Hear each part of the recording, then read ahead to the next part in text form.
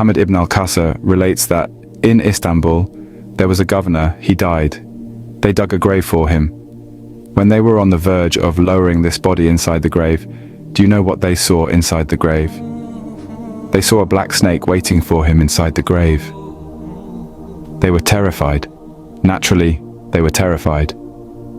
They didn't want to bury this guy inside this grave, so they took another grave. Now they've spent hours digging the second grave.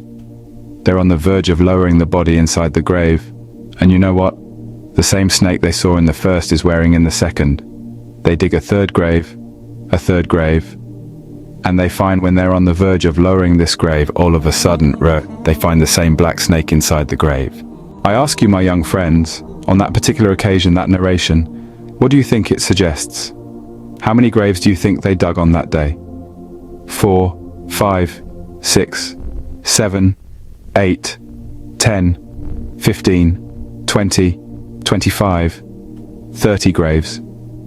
The narration says on that day they dug about 30 graves. Every time the grave was dug and they were on the verge of lowering this body inside the grave, they would find the same blood snake waiting. Where are you going to hide? It doesn't come any clearer than this. Where are you going to hide? Where? Allah. You know, even when you've gone 6 foot under, you can't get away.